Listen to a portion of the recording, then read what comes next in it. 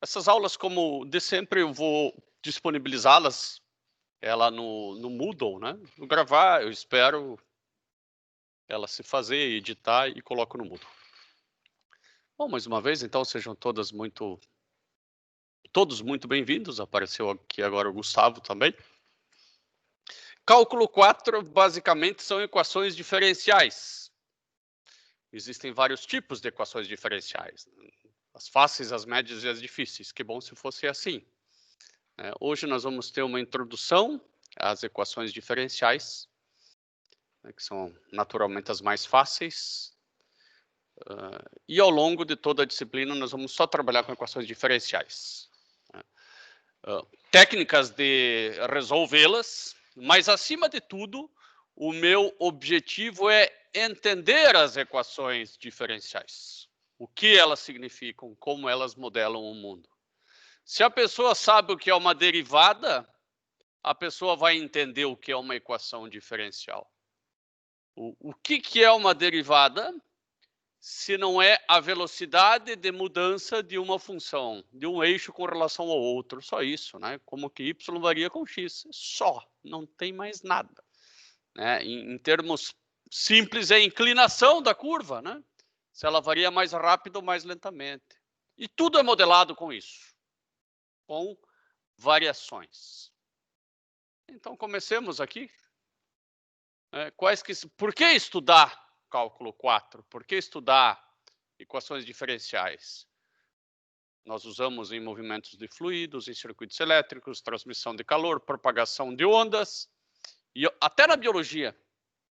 Até o coronavírus aí, de certa forma, ele pode ser modelado, a taxa de transmissão, com equações diferenciais. Um exemplo bastante simples é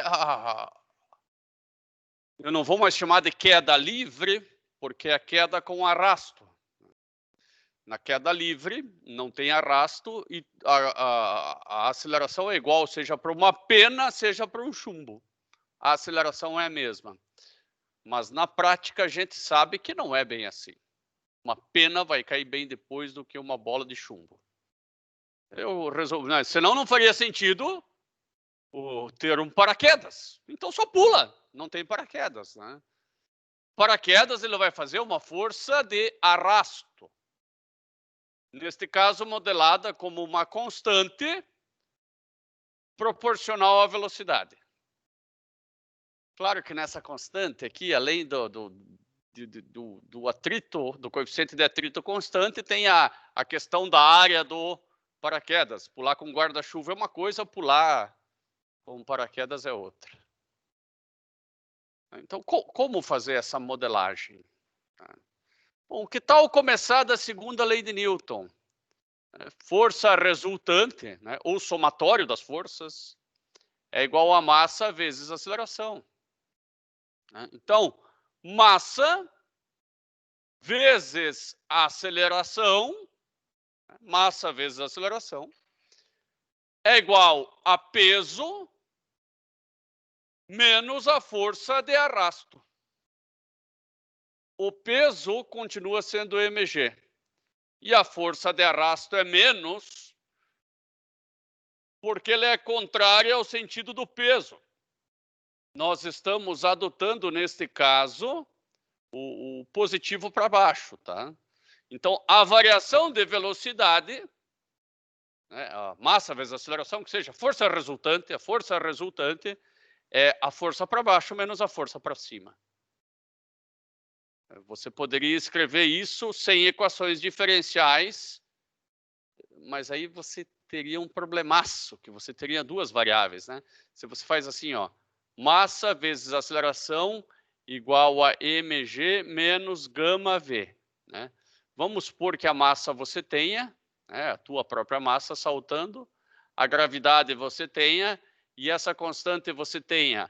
Agora você tem que encontrar duas variáveis, v e a. A partir do momento que eu disse que a é a derivada da velocidade, eu compliquei a equação colocando uma derivada, mas descompliquei porque sumiu uma variável. Agora, esta equação tem apenas uma variável, que é V.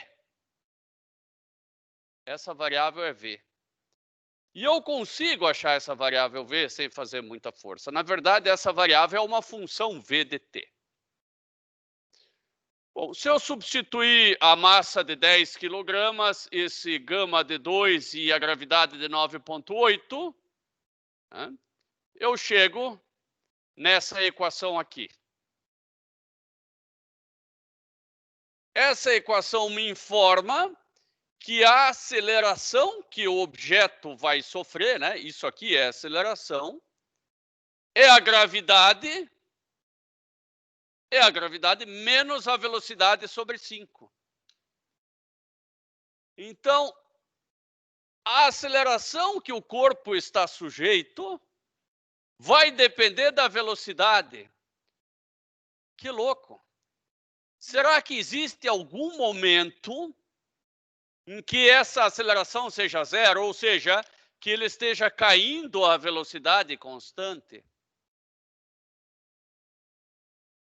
Não sei, então bota zero ali. Então faz zero igual a 9,8 menos V sobre 5. E o pior que existe, você vai descobrir que quando V for... aqui eu vou arredondar para 10, V for, acho que vai dar 49 isso aqui, né? Porque vai ser 10 e 5, 50, vou colocar 49. 49 metros por segundo. Quando V for 49 metros por segundo, a aceleração vai ser zero. Eu já consigo até imaginar um gráfico de velocidade aqui, ó, de velocidade no tempo. Vai que o cara saltou sem velocidade nenhuma do avião. Com o tempo, a velocidade dele vai aumentando, aumentando, aumentando, aumentando, aumentando, aumentando e nunca vai passar. É claro que aqui eu modelei como se ele já saltasse com o paraquedas aberto, né? Mas tudo bem. Nunca vai passar de 49 metros por segundo. Essa vai ser a velocidade final. Mesmo que ele tivesse pulado já para baixo, a velocidade ia ter esse comportamento. Nunca ia passar de 49. Muito louco, né? Então eu consigo descobrir uma velocidade limite. Mas será que eu consigo descobrir V de t como uma função do tempo? Como função do tempo? Claro que consigo. Esse é o objetivo de equações diferenciais. Então, a equação diferencial que nós temos que resolver é essa daqui. Nós descobrimos a velocidade limite aqui, esse 49. Nós podemos ainda fazer um campo dessas inclinações aqui, ó. Achar o dv dt para cada ponto, ó. Se eu nesse ponto aqui a inclinação é essa, nesse ponto a inclinação é essa. Então, isso aqui eu chamo de campo de direções. Eu consigo verificar que não importa qual que é a velocidade inicial, ele sempre vai tender a esse comportamento final, né? Aqui eu tenho as várias soluções para várias velocidades iniciais, mas ele sempre vai tender a esse 49 aqui, ó. Sempre vai tender. Se você pulou com 49, tua velocidade não muda. Mas se você pulou com 0, né, a tua velocidade vai aumentando, aumentando, aumentando, aumentando, até chegar lá, num tempo infinito, vai chegar no 49. Bom, para resolver essa equação, não é nenhum bicho de 7 cabeças. Primeiro, você tira o mínimo, aqui. Depois, você deixa todo esse cara aqui, ó, bota um parênteses aqui e multiplica por 1. Daí vai ficar este 49 menos V passa para o lado de lá, tá? 49 menos V vezes menos 1. Né? Porque V menos 49 deu menos 1, ficou do lado de cá. O dv dt está aqui em cima. E aí você vai para uma tabela de derivadas. E você vai se lembrar que a derivada do ln de u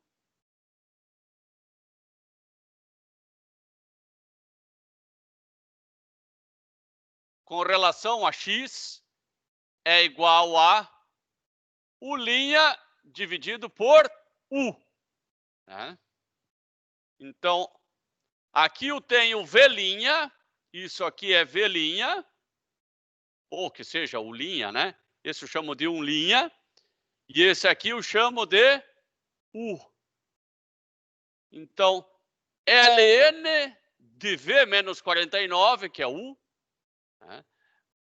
Eu tenho que me cuidar aqui, porque aqui tem uma derivada. O próximo passo aqui é derivada do ln de v menos 49 dt. Tá? Vejam que aqui não tem mais o d e o dt. Por quê? Porque o dt eu já passei para o lado de lá. Eu fiz 1/5 vezes dt. E o d eu cortei com uma integral, que eu integrei dos dois lados. Eu acho que vou ter que fazer mais um passo aqui, porque senão isso não vai ficar legal. Tá? Eu vou digitar aqui esse passo para vocês verem.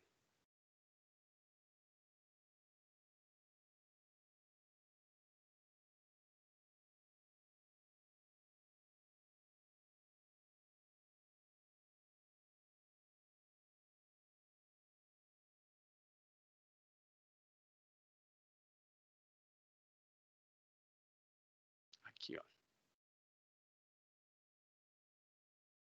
Então, eu vou ter a derivada no tempo do ln de v menos 49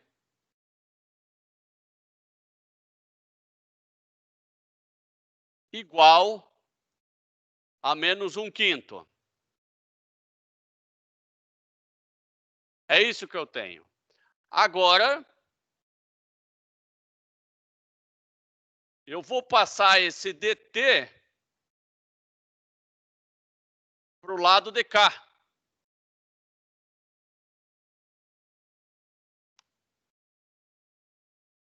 E aqui só ficou um dzinho. Né?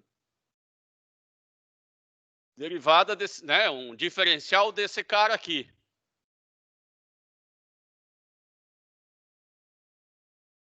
Tal como aqui ficou o diferencial do t.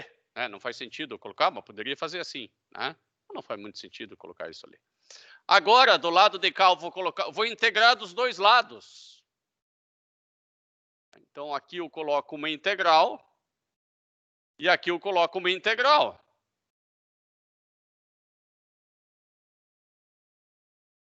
Agora ficou fácil. Integral de um diferencial só fica o que está aqui. Que é o que está aqui, ó, em azulzinho. E a integral de menos 1/5 é menos 1/5 mais c. Aí ficou fácil. E, por fim, eu isolo o v. Como? Faz e elevado lá e e elevado aqui, né? E você vai descobrir que v de t é uma função do tempo, é 49 mais uma constante n menos t sobre 5. O problema é quanto que vale essa constante? Essa constante vai ser encontrada a partir das condições iniciais. Por exemplo, se a tua velocidade no tempo igual a zero é zero, você vai dizer que 0 é igual a 49 mais c vezes e na menos 0 sobre 5. Todo número elevado a zero é 1. E você vai acabar descobrindo que c é igual a menos 49.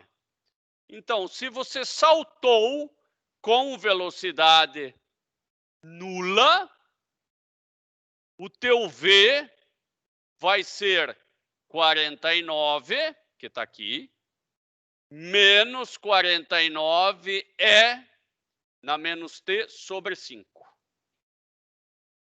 Se você saltou com velocidade nula. Este que eu circulei é igual a este, que é igual a esta função preta aqui. Naturalmente, você poderia ter saltado com a velocidade que você quisesse. Só que daí você vai mudar o valor desse c. Então, eu encontro como solução de uma equação diferencial um espaço vetorial inteiro de solução. Para eu particularizar a solução, eu tenho que saber a condição inicial. Então faz algum sentido a gente aprender espaços vetoriais, né? Tudo aquilo que a gente vê lá em álgebra. Para quem gosta de programar um pouquinho, aqui tem um programinha do MATLAB, né? Para você gerar tanto esse campo de vetores quanto a solução. Essa solução eu comecei com 42 metros por segundo, né? Não comecei com 0, poderia ter feito, mas eu tenho certeza que vocês vão olhar para esse programa aí e vão entender muita coisa. Eu vou passar rapidamente aqui alguma coisa, claro, né? Aqui está a função, né? A função aceleração, que eu resolvi chamar de G. Ela é 9,8 menos V sobre 5. Eu disse que ela é a função do tempo e da velocidade. Apesar de nenhum t aparecer aqui, mas esse v é v de t. Então, é função do tempo e da velocidade. Depois, eu faço aqui todas... calculo o valor de todas as derivadas, né? Porque a derivada ela é calculada com essa função g, colocado todos os tempos e velocidades que eu considerei aqui no Mesh Grid, né? Tempo de 0 a 15 segundos e velocidades de 40 até 60. Dá para ver bem claro aqui que a velocidade é de 40 até 60 e tempo é de 0 até...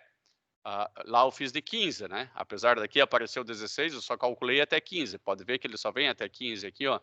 Não tem seta nenhuma que inicia no 16. Este aqui é o comando para inserir a equação diferencial. Vejam aqui, ó, derivada da velocidade no tempo, é 9,8 menos v de t sobre 5. O comando dissolve da equação é para resolver a equação diferencial. Aqui eu chamei de part, né, geral e parcial. Que eu fiz, usei a mesma coisa, só que eu coloquei a velocidade inicial. Daí ele me encontra a solução particular também. Mas esses são pequenos detalhes que eu acho que tem que ser vistos quando nós usarmos o MATLAB.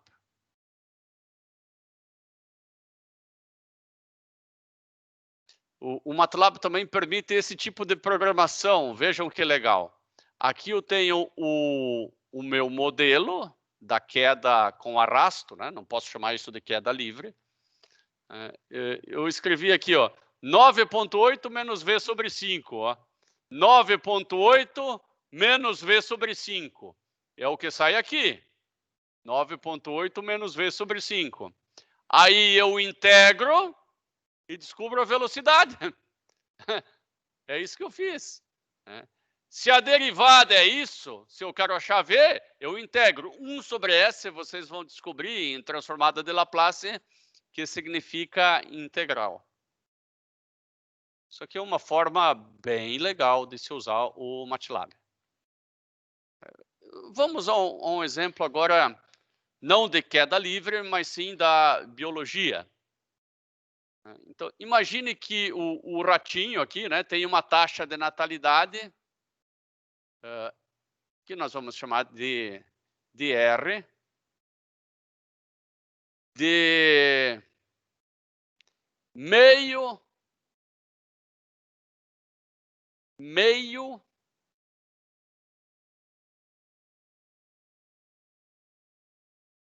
que coisa mais feia esse meu meio rato mês na menos 1.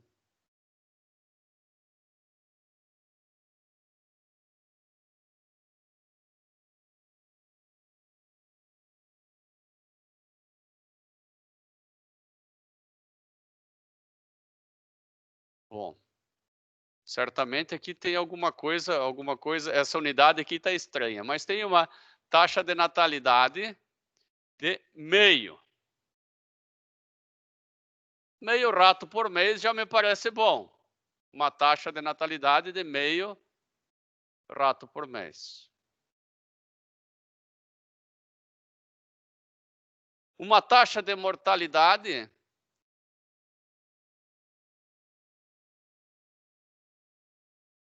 de 15 ratos por dia.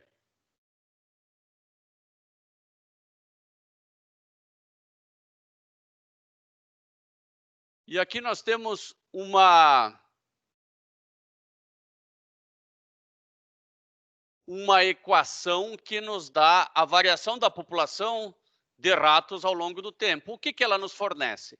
Que a variação da população depende da taxa de natalidade e da taxa de mortalidade. É quantos nascem menos quantos morrem. Bom, se nasce meio rato para cada rato por mês, acho que agora eu já comecei a entender, ó. A taxa de natalidade é a quantidade de rato por rato. Tá? Então, eu preciso... cada rato tem a capacidade de gerar meio rato por mês. A quantidade total que nasce de ratos vai ser essa taxa de 50% vezes a população. Perfeito. Quanto maior a população, se tiver 1000 ratos, vão nascer 500 ratos naquele mês. E eu vou aqui supor que os ratos são comidos pelas corujas a uma taxa fixa de 450 ratos por mês. Qual que é a variação da população? Bom, é quanto nasce menos o quanto é comido pelas corujas. As corujas não querem nem saber, elas vão comer 450 ratos por mês, independente da quantidade de rato que tiver. Se eu tiver pouco rato, elas vão acabar com os ratos. Se eu tiver muito rato, elas não, a população só cresce. E se eu tiver uma população perfeita, vão nascer 450 ratos por mês, as corujas vão comer 450 e aquela população não muda. Até é fácil de entender agora essa equação, porque ó, variação da população do tempo, eu vou chamar aqui ó, de ratos por mês. Essa é a unidade. Esse 450 é ratos por mês. Esse P é população, é ratos. A unidade desse 0,5 só pode ser 1 por mês. Que deveria ter igual. Então, ó, isso aqui faz sentido. Ó, meio rato por mês. Tá? É só colocar um igual aqui que vai estar tudo certinho.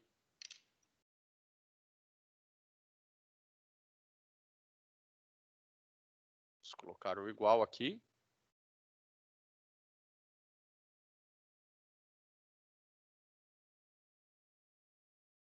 Prontinho.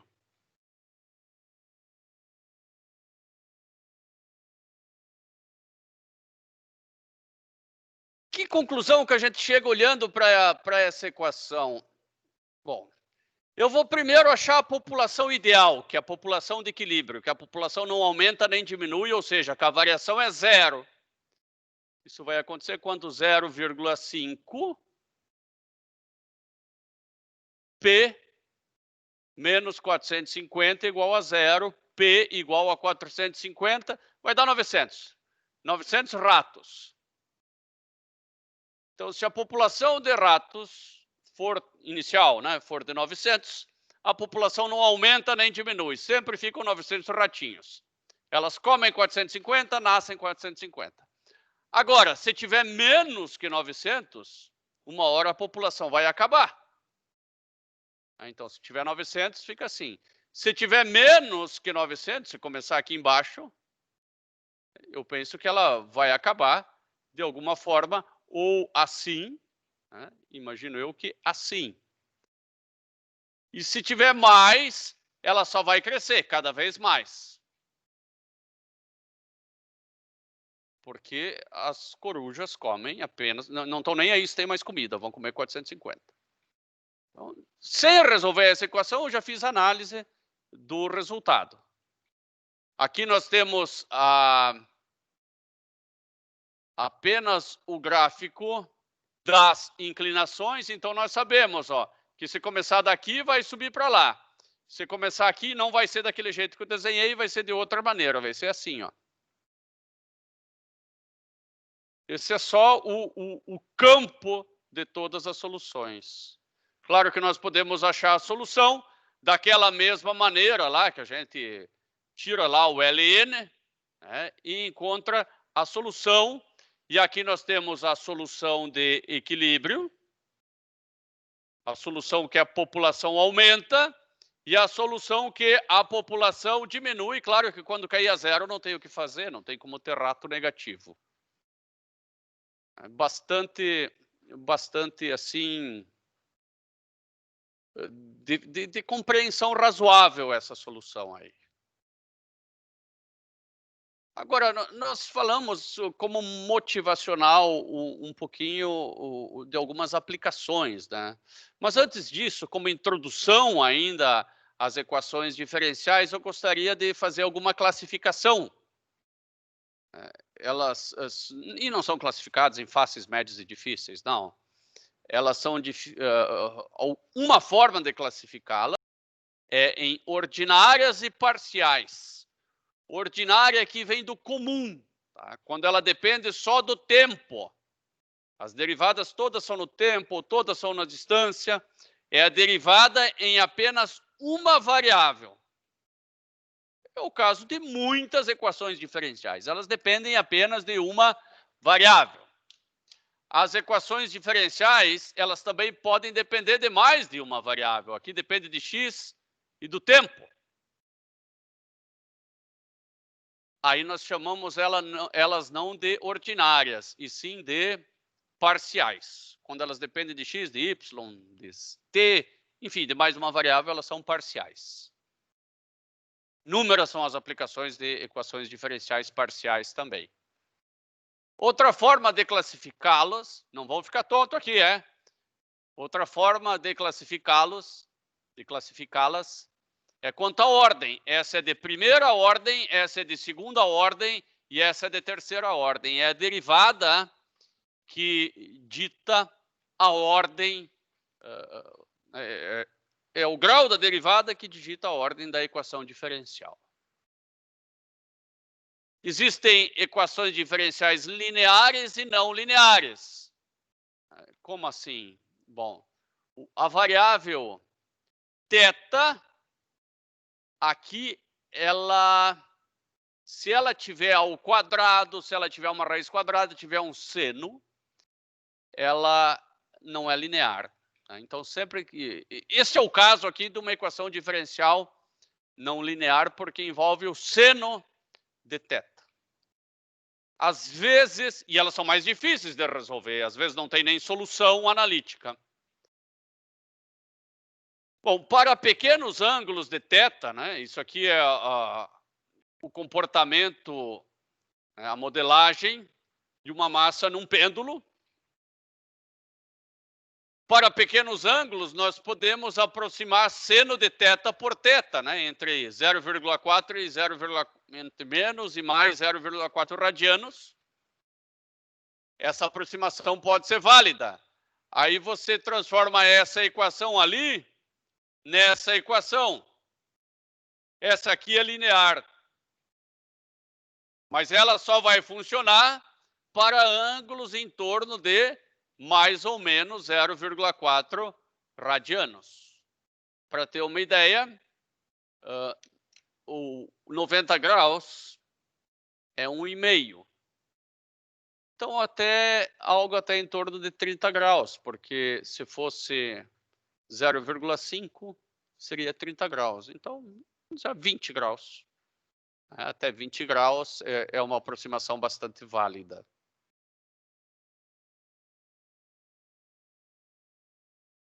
Nós vimos até agora o quê? Parcial e ordinária, o grau dela. e se ela é linear ou não. Outra forma de classificá-la é quanto ao número de variáveis, né? Nós podemos ter um sistema de equações diferenciais. Aqui é o caso. Eu tenho duas variáveis, V1 e V2. Aqui do lado elas estão derivadas e do lado de cá elas não são derivadas. Eu posso montar também um sistema de equações diferenciais e eu tenho que resolvê-lo. Nós vamos aprender, vai usar alto valor, alto vetor, tudo aquilo lá, diagonalização, tudo aquilo lá de álgebra linear é usado aqui para encontrar a solução de sistemas de equações diferenciais. E assim a gente chega a só a primeira parte. Ainda não acabou a aula de hoje, tá? Seria muito rápido. Vamos à segunda parte da aula, que são as equações de primeira ordem, que nós vamos começar a ver. Como é que tá? Por enquanto, tudo tranquilo? Alguma dúvida?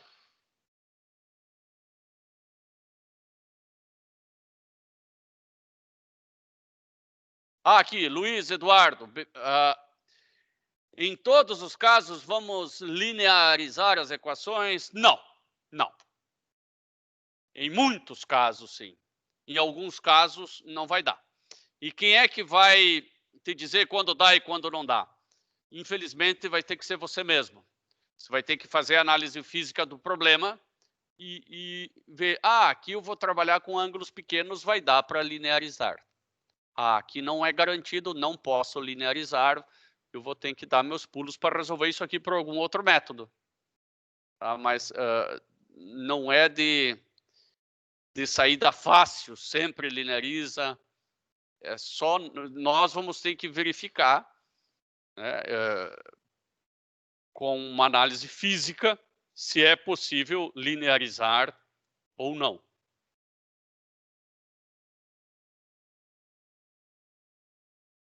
Muito bem, vamos aqui então à segunda parte. Olha que coisa mais linda aí, para quem gosta do Marvel, o Shields, vai ser impossível não lembrar disso aqui.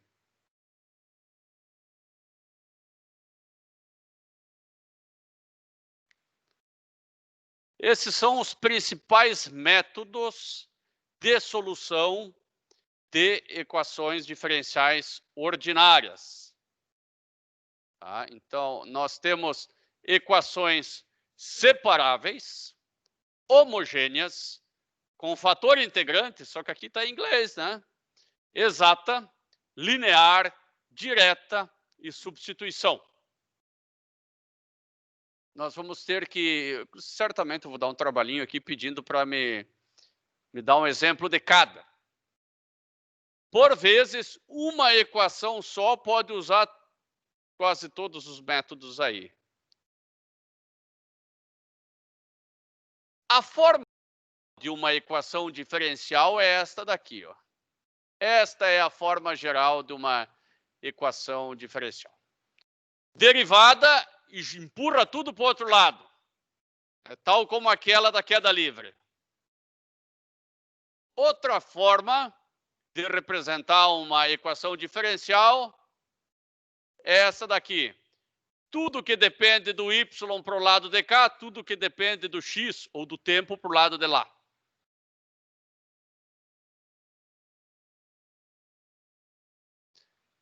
Esta última aqui é a mesma que a primeira forma.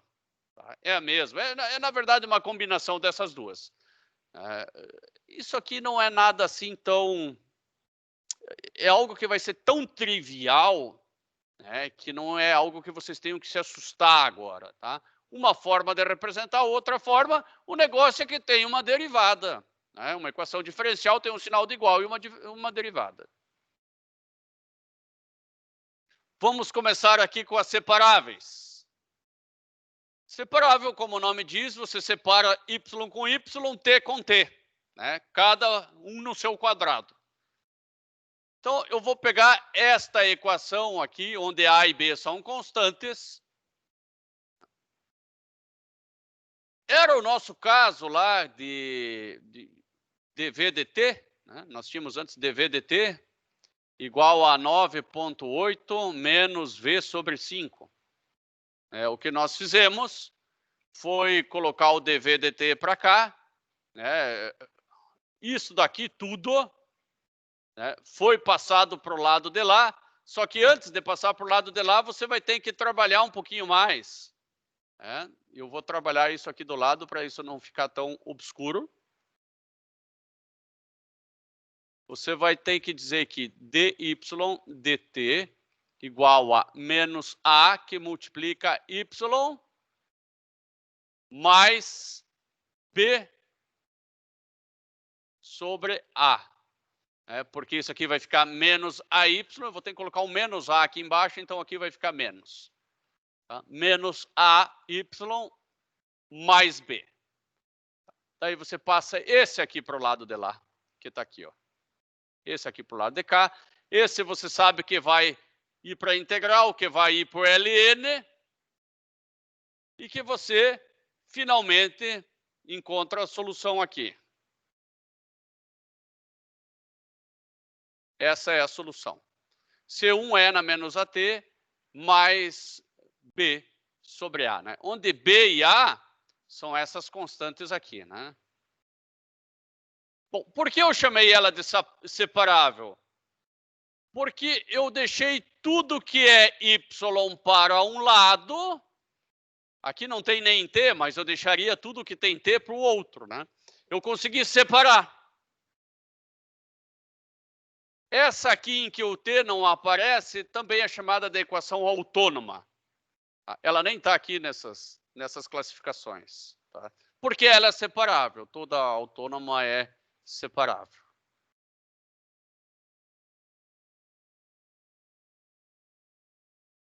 Esta do fator integral, vejam que eu pulei a homogênea, já sabem o que eu vou pedir. Esta do fator integrante, ela é bastante inteligente. Eu tenho aqui a minha equação diferencial e eu não consigo integrar dos dois lados, integrar com relação a y do lado de cá, com relação a... Não dá. Eu não consigo deixar ela separável como essa aqui.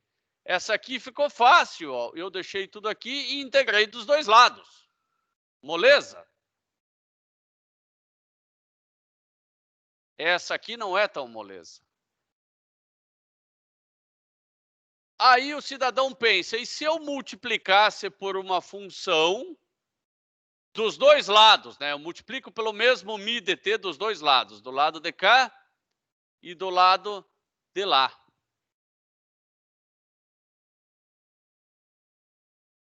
E isso vai me ajudar no seguinte sentido. Tá? Vou mudar de cor. E vou fazer aqui, ó, a derivada de mi vezes y com relação ao tempo, ela é igual a mi vezes, ambos são mi e y é em relação ao tempo. Mi vezes y', mais mi' vezes y. Isso aqui vocês concordam comigo que está em azul, né? Esse aqui, ó, eu poderia simplesmente colocar um linha, nem preciso fazer nessa notação mais completa, né, do jeito mais mamute aí. Eu coloco aqui a derivada desse produto, né? É a regra do produto, né, é o primeiro vezes a derivada do segundo, mais a derivada do segundo vezes o primeiro. Tranquilo. Bom, mi vezes y' é esse primeiro pedaço que eu tenho aqui, ó. Mi vezes y', mais mi' vezes y. Então, tudo isso daqui eu sei que é milinha.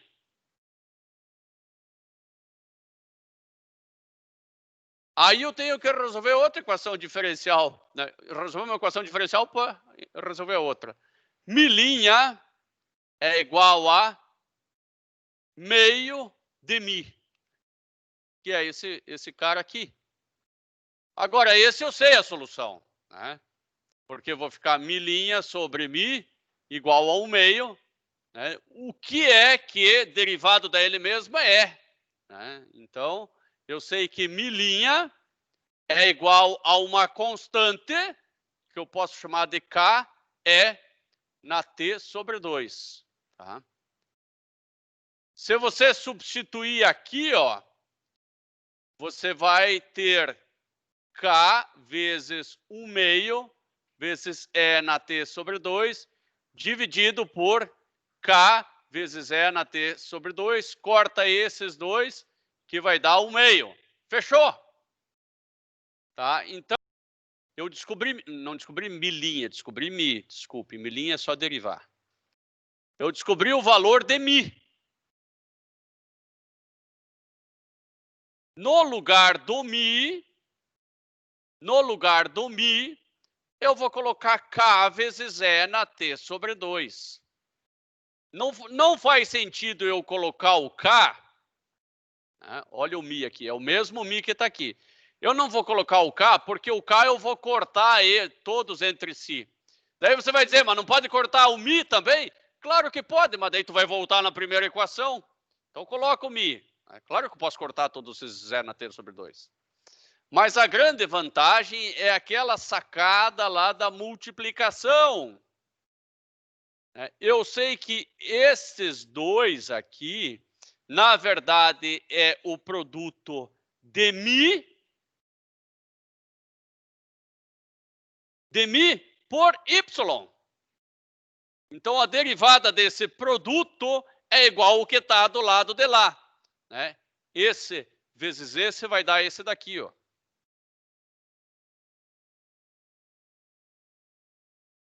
E que vantagem que eu tenho nisso? Tem toda a vantagem do mundo. Agora passa esse dt para o lado de lá e faz a integral. Aí você vai ficar com E t sobre 2 vezes y igual a integral desse cara aqui. A integral desse cara dt ali é 1 meio vezes 6/5 vezes E na 5t sobre 6. Depois só pega esse cara aqui, ó, e passa ele dividindo. Corta esse com esse, dá esse 3 que está aqui, ó. 3/5 é na 5. Da onde saiu esse t sobre 3? É só fazer 5t sobre 6 menos t sobre 2. Porque vai ficar um embaixo do outro, conserva a base, somos expoentes, né? 6, 5 menos 3. Então vai ficar 2/6, que é 1/3. Tá aqui, 1/3 apareceu. Se lembrar que da integral tinha um mais c, né? Aqui vai ficar mais c dividido por e na t sobre 2, que é c e na menos t sobre 2. Esta daqui é a solução daquela equação. Tá difícil de engolir? Então vamos substituir. Vamos fazer a prova real. Vou trazer para cá, ó, o nosso software, que vai fazer a conta para nós. Então, primeiro eu vou dizer y de t igual a 3/5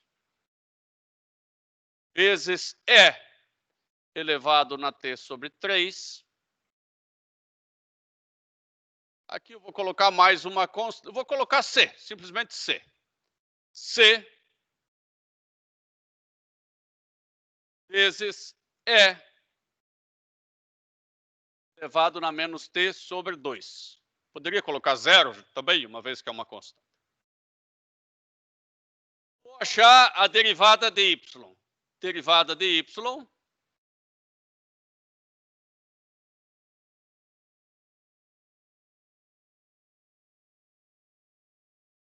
tá aí, a derivada de y, porque é essa primeira parte, né? Agora eu vou fazer derivada de y mais meio de y.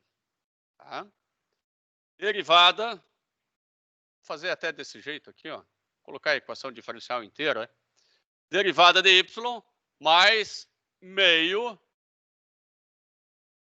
de y.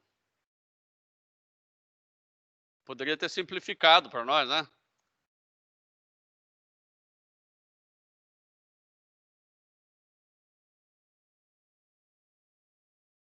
Não foi aquela simplificada. Porque este aqui menos este daqui dá zero. Tá na cara que dá zero, que esses dois são iguais. Então ficou E na T sobre 3 mais 3 E na T sobre 3 sobre 10.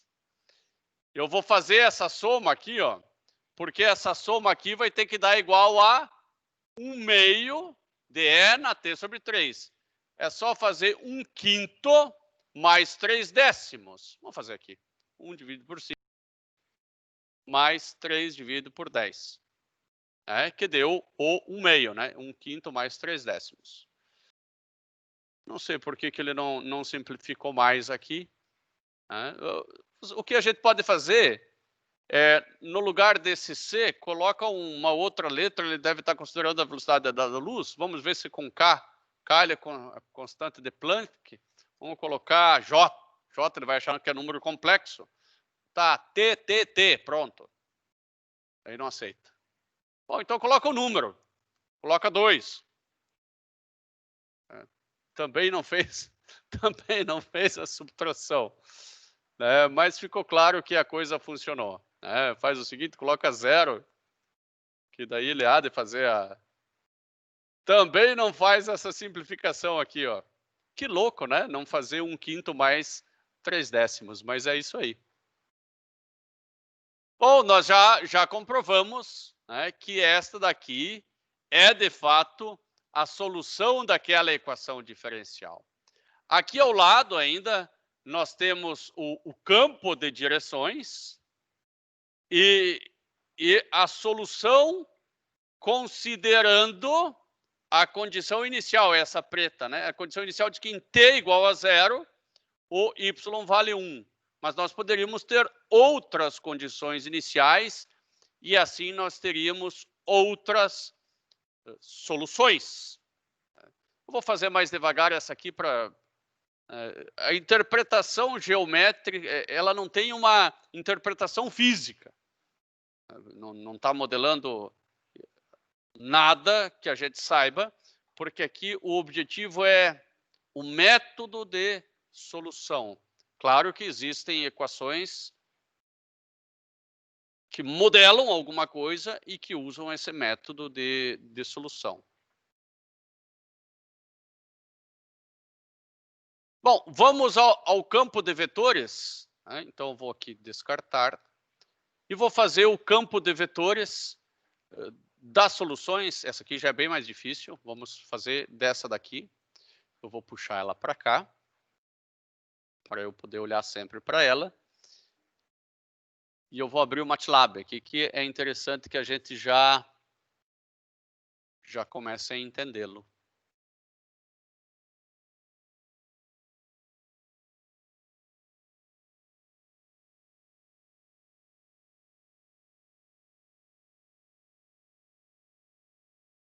Já está de um tamanho bom aí, as fontes. Esse live script aqui é uma beleza para quando a gente quer fazer um documento bonito, meio estilo Word.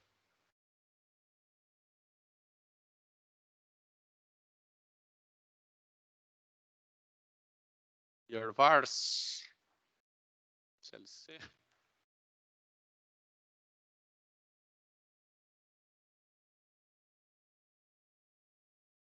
Primeiro eu vou digitar aqui minha equação diferencial. Então, vem em texto, inserir a equação. Posso escolher LaTeX, né, ou equação normal. Eu creio que a maioria vai optar por equação normal. Aqui você coloca dy dt igual a mais 1/2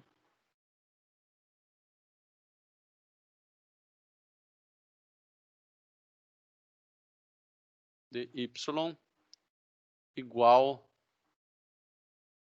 a 1/2. Essa equaçãozinha que estava lá no PowerPoint, tá?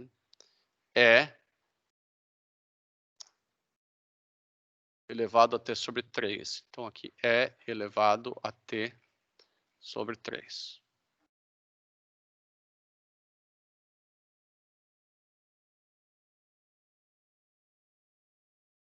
Essa é a equação.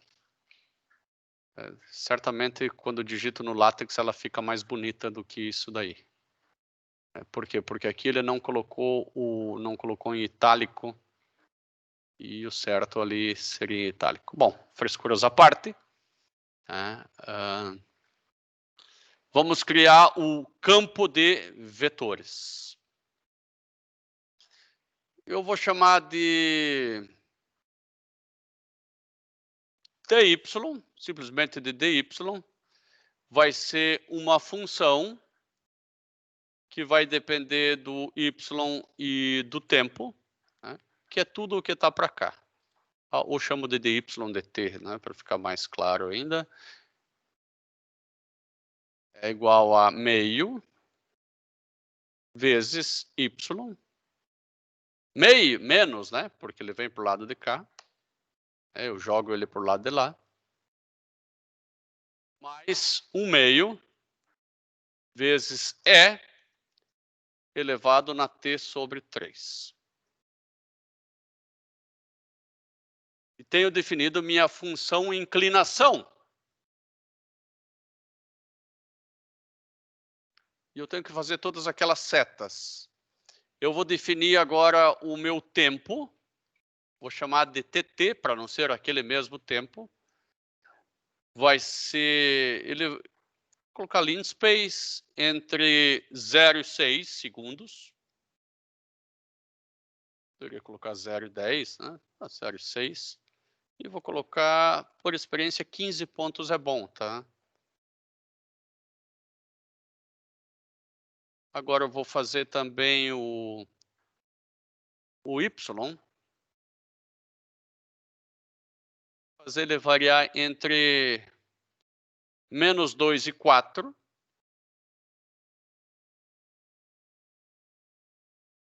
E os 15 pontos também tá bom. Como eu calculo aquelas inclinações? Eu quero calcular cada uma dessas inclinações aqui. Bom, a inclinação é o próprio valor da derivada. E a derivada ela é calculada aqui. Então, eu vou chamar de inclinação.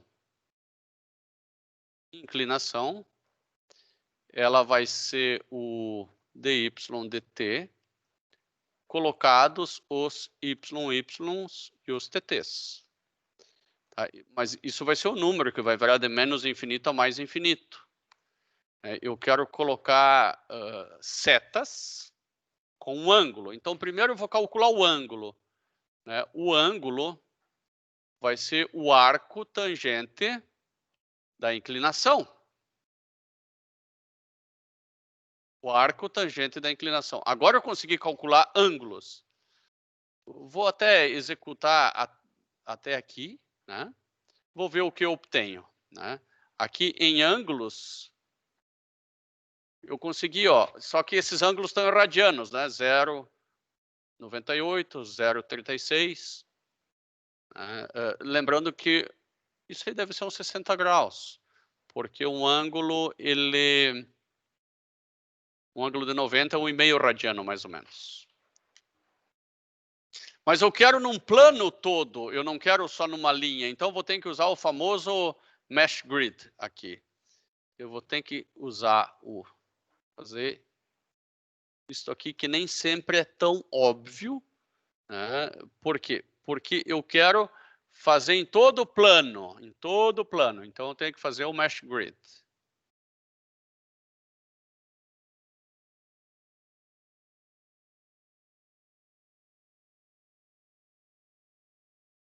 Isso é importante. E daí as inclinações eu vou calcular depois, porque eu vou calcular a inclinação em todo o plano. E aí eu vou usar o Y maiúsculo e o T maiúsculo. Agora sim, eu encontrei, né, se eu tirar aqui, vou tirar esse ponto e vírgula, isso aqui eu vou colocar. Agora eu encontrei uma inclinação para cada um dos pontos do gráfico, né? 15 por 15.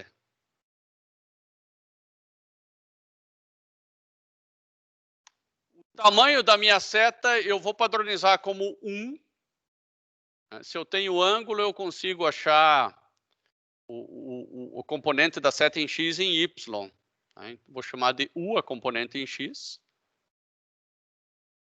U é igual a cosseno do ângulo. V é igual ao seno do ângulo. E agora com um gráfico chamado quiver, né, eu vou colocar t's e nos y's as setinhas U e V.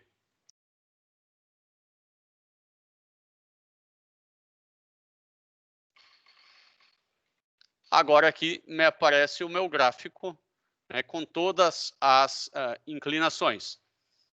Logicamente, eu não sei onde ele começa. Eu poderia dar uma condição inicial. Eu vou agora supor uma condição inicial. Vou voltar para cá, para o PowerPoint.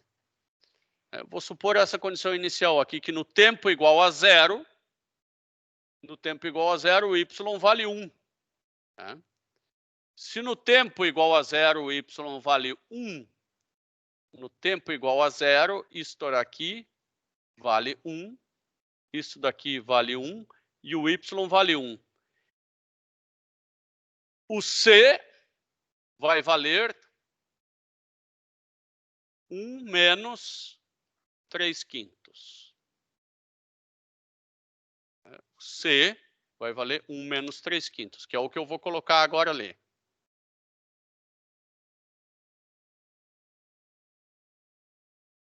C igual a 1 menos, estou com preguiça de fazer conta, vou escrever assim mesmo. Vou copiar também essa solução. 3/5 é na menos t sobre 3. Vou chamar aqui, para não chamar de y, vou chamar de func y. Solução, y solução igual a arroba, vai depender do tempo apenas, né? Arroba tempo.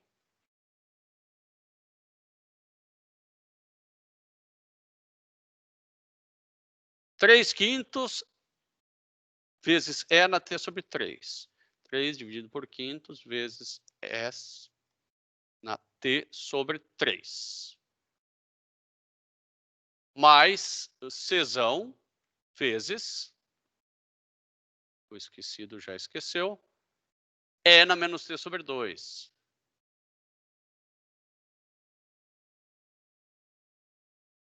Esta é a solução. Eu vou querer colocar ela junto com o gráfico, né? Então, eu vou ter que escrever ou aqui ou logo depois do quiver, né? Vou escrever logo depois do quiver, hold on, que é para segurar. Né? E agora eu vou fazer o gráfico tempo, né? Que pode ser aquele TT pequenininho lá no mesmo espaço, e do Y solução dentro desse tempo. Agora eu vou colocar hold off para soltar.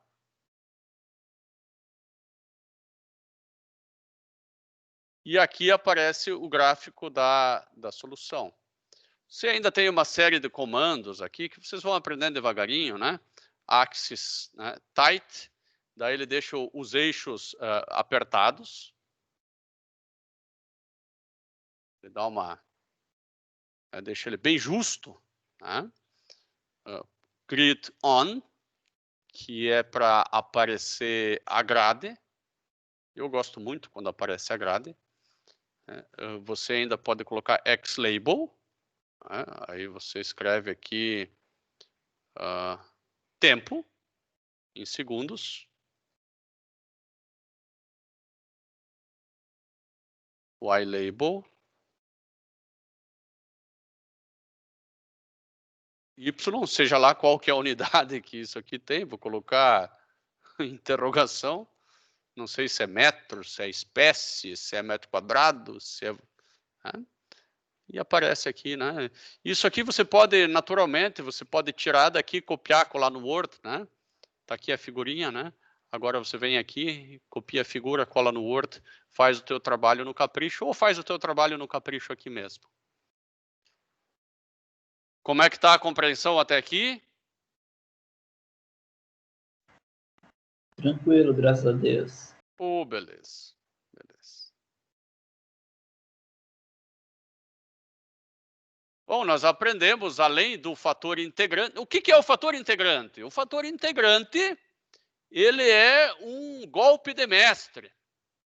Tá? É um fator, uma função que você multiplica dos dois lados, porque você se lembrou que a derivada de μ vezes y é μ vezes y' mais μ' y. E aí você chama essa segunda parte aqui de μ', você junta esses dois termos e depois integra dos dois lados e está resolvido.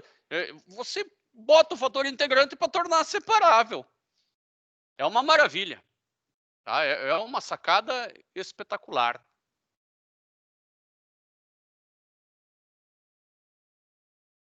Aqui nós temos mais uma equação diferencial que nós vamos tentar determinar qual que é o método de solução que nós vamos encontrar. Será que é fator integrante também? Nós temos... certamente é.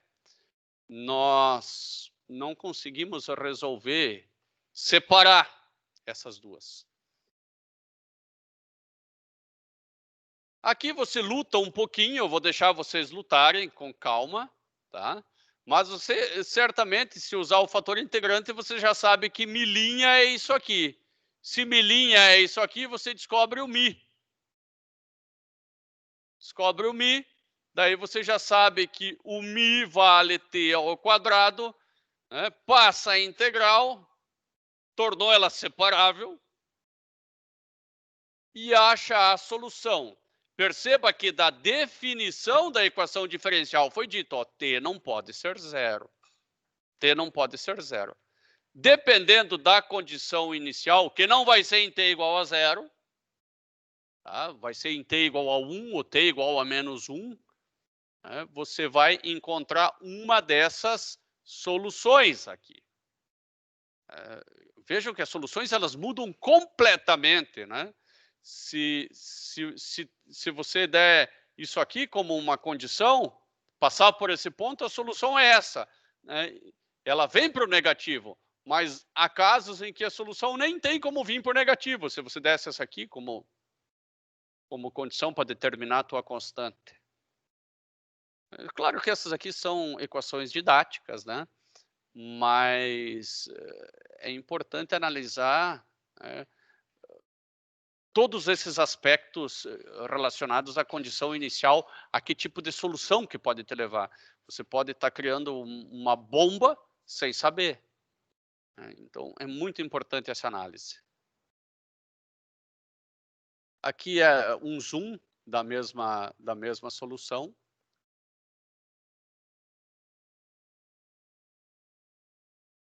T quadrado mais 1 sobre T quadrado. Deixa eu ver se é a mesma solução. Tá aqui, ó.